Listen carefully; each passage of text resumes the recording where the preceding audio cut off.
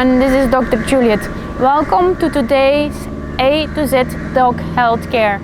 And today I'm gonna talk about ticks and fleas, more about ectoparasites, how to prevent them from getting into my house, getting onto my dog.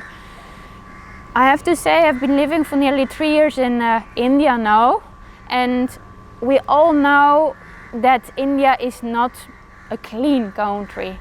There is dirt everywhere, there is rubbish everywhere. Here I'm not next to a street dog, yes, but the contamination of the ectoparasites, the ticks and the fleas, also come because our environment is not clean, not at all. So we live in an environment where, or we kill it with chemicals, very hard chemicals, like now they put permethrin around the bins. It's not just, it's not just chalk. It is really important to know that the stronger the immunity of your dog is, the better he will cope with infections and infestations of ectoparasites. I would say if I had a real natural solution for ticks and fleas, then I would tell you. There is, but the problem is that the real natural solutions for ticks and fleas are sometimes not as strong anymore as the chemicals we use. And most of our practices we use chemicals just in prevention, very hard chemicals. So ticks and fleas get resistant. And all those chemicals also can harm your dog. So it's all about how much and for what. So it's really important to, to talk with your veterinarian to know in which case you have to treat with what. It's not just we give the strongest anti-parasite to kill all of them, because by using that you're also gonna make resistance out there in the ectoparasites. Also, there are too many crows and squirrels out there. There are too many vectors for ectoparasites out there. So I would first say, if you want to have a better quality life without ticks and fleas for your dog, we should start to think about a cleaner environment and non-toxic environment too.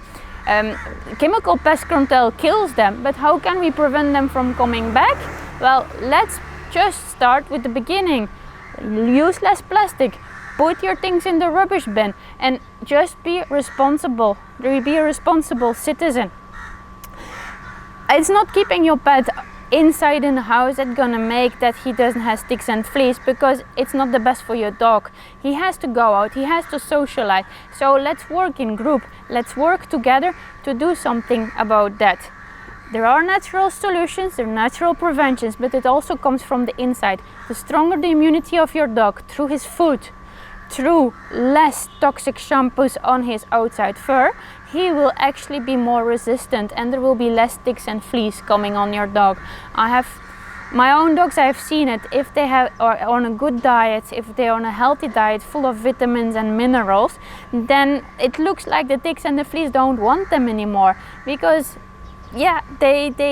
ticks and fleas go also to animals that are a little bit weaker, and they need blood. So I have to say also one thing I see, vegetarian dogs are much more prone to ticks and fleas than non-veg dogs. I don't say it's not possible to have a veg dog, but the balance out there is really, borderline. So this is my advice about ticks and fleas. I hope to see you tomorrow for another video. Please subscribe to my channel, Dr. Juliet the Cat Sticker, and see you again tomorrow. Thank you.